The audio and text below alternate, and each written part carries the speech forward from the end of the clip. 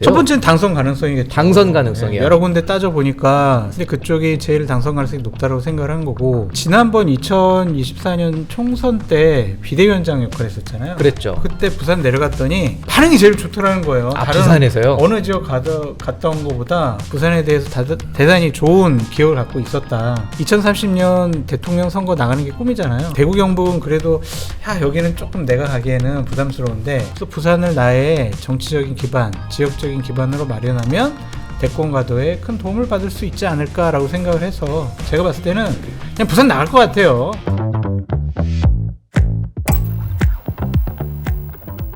자, 오늘 또 신나는 광화문 비대위 이렇게 한번 또 문을 열어보겠습니다. 첫 번째 의제 바로 열어보겠습니다. 한동훈 전 대표 지난달 부산의 시장에 들러서 지금 국수를 먹고 있는 사진인데, 이재명 대통령을 저격한 한동훈 부산 출마 시동, 이렇게 저희가 첫 번째 의제를 잡아봤습니다. 이재명 대통령이 최근에 부산 글로벌 허브 도시 특별법에 대해서 포퓰리즘 사례로 언급했는데 4월 3일 페이스북에 이렇게 썼습니다. 이재명 대통령, 부산 발전에 쓰는 돈이 그렇게 아깝습니까? 이 특별법을 대통령이 멈춰 세웠습니다. 부산 발전 하기 싫으면 그냥 하기 싫다고 하십시오. 날선 비판을 했는데, 이 페이스북 글을 놓고 부산 출마 확정한 거 아니냐 이렇게 얘기가 나오는데, 정 의원님, 이거 실제로 출마와 관련된 발언이라고 봐야 될까요? 출마지와 관련해서는 한동훈 전 대표를 비롯해서 모든 친한계 인사들이 거의 좀 말을 좀 조심하고 있죠. 왜냐하면 아직도 구장이 이게 야구장 일정표라도 홈 경기, 어웨이 경기 다 오잖아요. 근데 지금 어느 지역에서 보궐선거가 있을지 아직도 모르잖아요. 그렇죠. 그리고 한동훈 전 대표 입장에서는 단만 1%포인트라도 등원 가능성이 높은, 그러니까 당선 가능성이 높은 지역을 택하고 싶을 텐데, 지금 정해진 곳은 그 영남 지역이라고 거의 확정적이라고 보면, 그렇죠. 부산 북갑밖에 없어요. 정해진 곳은 앞으로 추가로 나올 곳이 대구 수성갑과 부산 해운대갑, 그렇죠. 이 정도인데 이 두 개 지역도 지금 같아서는 안 나올 것 같거든요. 아, 그렇지 않을까요? 그렇죠. 해운대갑도 주진 의원이 초반에는 좀 돌풍을 일으켰는데 막판 뒷심이 좀 약한 느낌이죠.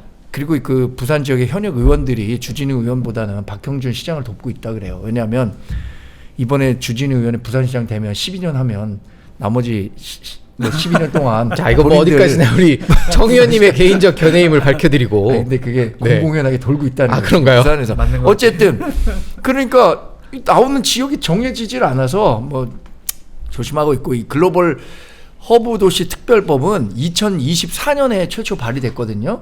이거 그때 당시에도 부산 분들이 국회 앞에 와갖고 천막 농성하고 빨리 통과시켜달라 그랬어요. 근데 아직도 통과시켜주지 않고 있는 거고, 이제 민주당에서 전재수 의원이 부산시장 나간다니까 통과시킨다는데, 이재명 대통령은 포퓰리즘 법안이다 이렇게 얘기하면서 제 돈 거니까 거기에 대한 현상을 설명드린 겁니다. 아니, 그런데 장 부장님, 그 전재수 의원이 이미 지금 이제 출마를 선언했고 경선이 진행 중이긴 한데, 대통령 입장에서는 굳이 이 특별법을 막아 세울 이유가 있었을까요? 왜 굳이 막았을까요? 다른 지역과의 형평성 얘기를 들긴 했는데, 부산 전체 민심에는 조금 악영향을 미칠 수 있다는 생각도 드는데, 장 의원님 보실 때는 어떤가요? 현안에 좀 밀려 있었던 것 같고. 이미 지금 조금 다른 현안들이 있었다? 네, 그렇게 급하게 생각하지 않으셨는데, 박형준 시장이 삭발 시위하니까. 그렇죠. 바로 전재수 의원이 며칠 있다가 올라와가지고 지금 소위는 통과가 됐어요. 그래서 저는 이번에 통과시키지 않을까. 결국에는 선거 전에 통과될 것 같다. 그래서 전재수 후보, 역시 실세네. 바로 그냥 활동하니까 2달 만에 이게 통과되네. 오히려 한번 멈춰 세웠는데 전재수 의원이 나와서 팔걷고 나섰더니 이게 되더라. 그러니까 전재수, 정말 부산 발전 이뤄낼 적임자네. 이런 평가 받을 수 있잖아요. 그래서 저는 정치적인 시점만 엿보고 있었던 거 아닌가, 그런 생각 들어요. 그래서 저는 이번에 될 것 같아요. 자, 그런데 사실 한동훈 전 대표 같은 경우는 지금 국회의원 당선이 목적이 아니라 결과적으로는 당권과 대권 쭉 이어지는 상황인데, 만약에 대구가 아니라 부산을 택한다. 장 의원님 보실 때 혹시 부산을 택한다면 그 이유는 뭐라고 보세요? 첫 번째는 당선 가능성이겠죠. 당선 가능성이요. 여러 군데 따져보니까 사전 여론조사도 해봤을 거 아니에요. 그렇죠. 근데 그쪽이 제일 당선 가능성이 높다고 생각을 한 거고, 또한 지난번 2024년 총선 때 비대위원장 역할을 했었잖아요. 그랬죠. 그때 부산 내려갔더니 반응이 제일 좋더라는 거예요. 아, 부산에서요? 어느 지역 갔다 온 것보다 훨씬 더 반응도가 좋고 호감도가 높았다. 부산에 대해서 대단히 좋은 기억을 갖고 있었다. 그런 것도 하나의 몫을 했고, 또 하나는 2030년 대통령 선거 나가는 게 꿈이잖아요. 그렇죠. 지역적인 기반이 있어야 되잖아요. 결국엔 네, 대구 경북은 그래도 여기는 조금 내가 가기에는 부담스러운데, 적자로 보기엔 좀 어렵다. 네, 부산 부울경 같은 경우에는 상당히 좀 대구 경북과는 다르게 보수에 대해서도 좀 혼나야 돼, 이렇게 가면 안 돼, 이런 목소리가 더 큰 것 같아요. 네. 그래서 부산을 나의 정치적인 기반, 지역적인 기반으로 마련하면 대권 가도에 큰 도움을 받을 수 있지 않을까라고 생각을 해서 부산 쪽에 조금 더, 제가 봤을 때는 그냥 부산 나갈 것 같아요. 결국엔요. 네, 그냥 뭐 다른 수성갑이 나오더라도 그냥 부산 나갈 것 같다, 좀 그런 생각이 듭니다. 저희가 뭐 2달 가까이 지금 한동훈 전 대표가 어딜 나갈지 계속 예측은 해보고 있는데 재밌잖아요. 자, 이 얘기가 또 계속 끊이지 않고 있죠. 사실 조국 대표 역시나 부산 출신인데 빅매치 가능성이 여전히 있다, 뭐 이런 얘기들이 있죠. 정 의원님이 보셨을 때는 과연 조 대표 부산 출마 가능한 시나리오라고 보시나요?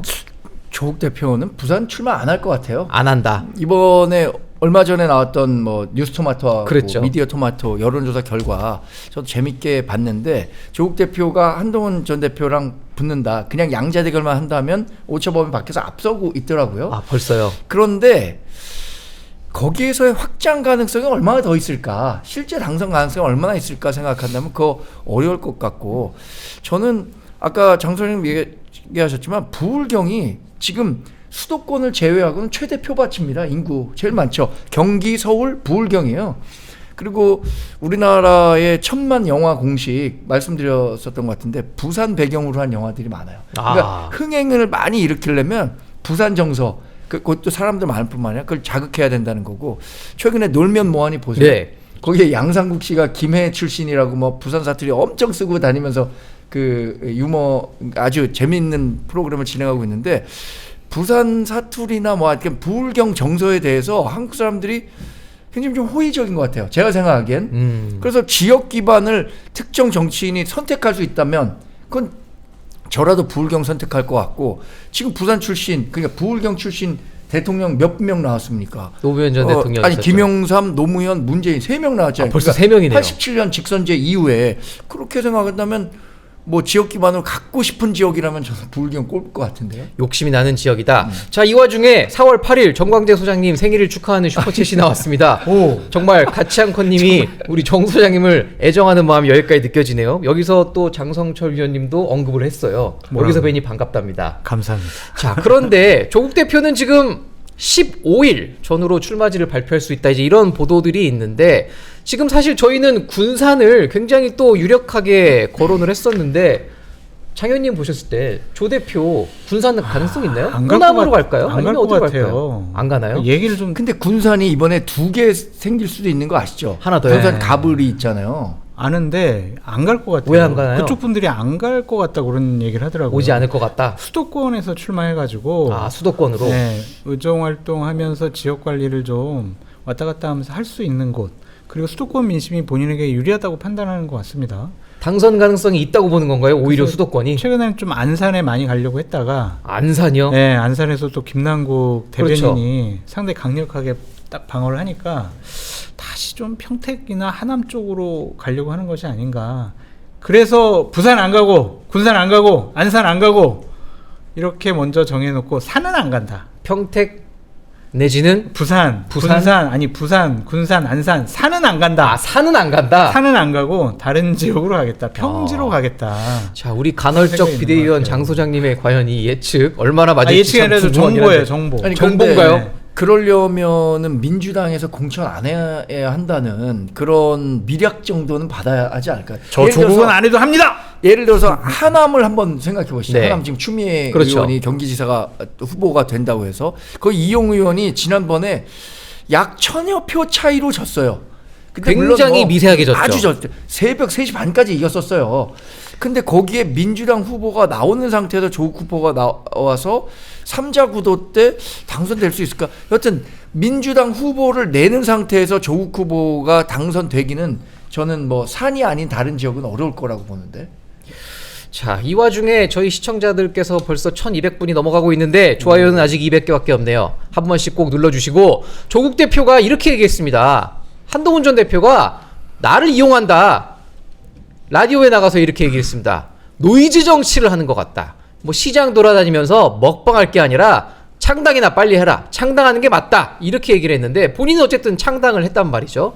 그런데 한동훈 전 대표에게 창당하라고 하는 거는 어떻게 보면 이게 진심 어린 조언인 건지 아니면 국민의힘 지지층을 분산시키려는 전략인 건지, 사실 창당 가능성은 거의 제로에 수렴하는데도 불구하고 못해요. 굳이 조국 대표가 한동훈 전 대표에게 창당하라, 이거는 뭐 무슨 의미가 있는 발언일까요? 약 올리는 거고 깔보는 거죠. 아, 약 올리는 건가요? 에이, 나는 창당해가지고 열서 이렇게 넘게 당대표 하고 있는데 당신은 뭐 맨날 그냥 안에서 뭐라고 했다가 잘리기는 하고, 당신 뭐 정치형이 역량이 별로 없는 거 아니야? 그냥 팬덤층만 있는 거 아니야? 그러니까 이준석 대표는 똑같이 공격하는 거예요. 아, 나는 해봤는데 너는 못하는 거 아니냐? 떠나가지고 난 지역구 가가지고 3자 구도에서 나는 당선돼서 돌아왔잖아. 당신 할 수 있겠어? 그러니까 이준석 대표는 그러지 말고 개안 가. 막 이런 식으로 계속 그렇죠. 공격을 하잖아요. 그러니까 첫 번째로는 깔보고 약 올리는 것이 강한 것 같다, 그런 생각이 들고, 두 번째는 앵커께서 잘 말씀하셨듯이 좀 국민의힘 분열시켜가지고 본인이 어디에 출마하면 좀 유리한 구도를 만들려고 하는 것이 아닌가, 그런 생각이 듭니다. 자, 또 이 와중에 하정우 청와대 AI 미래기석 수석이 등장했습니다. 전재수 의원이 2일날 출마 선언을 하면서 하정우 수석을 콕 찍었어요. 본인은 물론 아니라고는 하지만 전재수 의원이 직접 저렇게 설명을 했습니다. 하정우 같은 새 세대를 기대해본다. 이재명 대통령과 사전에 뭔가 교감이 있었는지 아닌지 참 궁금할 수밖에 없는 상황인데, 어떻게 보면 조국 대표 입장에서는 이게 불리한 거죠. 뭐 합당 얘기도 나왔다가 결국에는 민주당 선거연대는 쑥 들어갔고. 자, 하수석 정 의원님 보셨을 땐 실제로 하정우 수석 이번 지방선거, 보궐선거 나갈 가능성 있어 보이나요? 굳이 베팅한다면 네. 60대 40의 확률로 60%가 나갈 것 같습니다. 나간다. 왜 왜냐하면 그렇게 보셨죠? 하정우 수석 그 후에 뭐라고 했냐면, 본인이 선택하지 않는 삶을 살아야 할 수도 있겠다는 생각을 가끔 한다. 아, 그러면 뭐 거의 이런 지금 얘기를 했어요. 반은 그래서 출마 쪽으로 기울어져 야, 있는 이거는 느낌인데요. 말만 들어보면은 야, 이거 뭐 등 떠밀려서라도 나가게 되는 상황이면 나갈 수 있겠다라는 생각을 했거든요. 이분이 부산 북갑에 있는 구덕고등학교라는 데를 나왔다 그래요. 전재수 의원과 고등학교 선후배 사이라고 하죠. 6년 선후배인데 6년 선후배가 뭐 세대까지 논할 정도로 세대 교체는 아닌 것 같지만, 어쨌든 전재수 의원이 그 해당 지역에서 거의 20년 가까이 정치를 했잖아요. 그랬죠. 또 지역을 많이 닦아놨고, 또 선거를 하다 보면 고등학교 인맥 중심으로 모든 조직들이 완성된다 그래요, 지역은. 그래서 그런 것들을 바탕으로 해서 뭐 전재수 의원이 하정우 수석을 밀어주면 뭐 당선도 가능할 수 있지 않을까라고 기대를 하는 것 같은데, 여기에 미디어 토마토에서 김두관 전 의원을 넣고 한번 넣었었거든요. 근데 여론조사를요? 여론조사에서 김두관 전 의원은 굉장히 낮게 나왔어요. 아. 전 그것만 놓고 보면 국민의힘, 민주당, 한동훈 전 대표 이렇게 3자 구도에서는 이거 당선될 수 있겠는데, 한동훈 전 대표가 이런 네. 생각을 했거든요. 왜냐하면 민주당 김두관 후보 넣고 했었을 때 이 확장력이나 이게 고정표가 전재수 의원이 거기에 나왔을 때는 완전히 다른 국면인 것 같아요. 워낙 판이, 텃밭을 판이. 다져놨던 판이라. 그래서 아마 하정우 수석을 얘기하는 것 같아요. 자, 우리 뭐 가치한컨님도 하정우 수석은 나오지 말라, 청년을 지방선거 홍위병으로 소비하지 말라, 이렇게 얘기하는데, 장 의원님 보셨을 때는 하정우 수석 출마 가능성이 얼마나 있다고 보세요? 99% 나올 것 같아요. 99%요? 네. 그렇게 확신하는 배경이 아니, 저는 뭔가요? 정치적인 행보를 읽은 것과 네. 저 개인적인 이제 경험, 네. 그 두 가지 때문인 것 같아요. 전재수 후보가 저 정도 얘기했으면은 조율된 거예요. 이미? 네, 이미 띄운 거다, 그렇게 볼 수밖에 없고, 이미 좀 얘기가 된 것이 아닌가, 좀 그런 생각도 들고. 하긴 사실 누구의 이름을 그렇게 구체적으로 콕 찍어서 발언하는 건 굉장히 이례적이긴 하죠. 띄우고 밀어주는 거잖아요. 그러니까 다른 사람들은 여기 얼씬도 오리지 마. 그런 방어막 친 것 같기도 하고 개인적으로 4월 30일, 5월 3일, 4월 30일 정도가 이제 국회의원 뭐 사퇴를 해야 그렇죠. 재보궐선거 생기잖아요. 네. 그 전에 하정우 수석이 저랑 마지막 인터뷰를 하기로 했어요. 아, 언젠가요? 며칠인가요? 뭐 27일, 뭐 28일 그 정도 될 것 같은데. 굉장히 임박한 시점이겠네요. 예. 그리고 저분이 대단히 SNS 활동 적극적으로 하고 정말 소통을 대단히 잘하더라고요. 그래서 그거는 정치인의 행보예요. 이거는 이미 어떤 그냥 하나의 참모, 수석 그런 역량을 넘어선 대단히 정치적인 행보를 하고 있기 때문에 저는 출마 가능성이 거의 뭐 99%라는 생각이 들고 이번에 혹시 뭐 떨어져도 그렇죠. 뭐 부처 장관으로 과기정통부 장관 갔다가 2028년에 다시 도전해도 되는 거니까 저는 마음을 굳혔다. 그렇게까지 좀 보여집니다. 자, 우리 광화문 비대위원 두 분께서 하정우 수석의 출마 가능성을 이렇게 높이 보고 있는데 자, 4월 30일까지 과연 또 어떤 일들이 벌어질지 저희가 한번 관심 있게 지켜보겠습니다.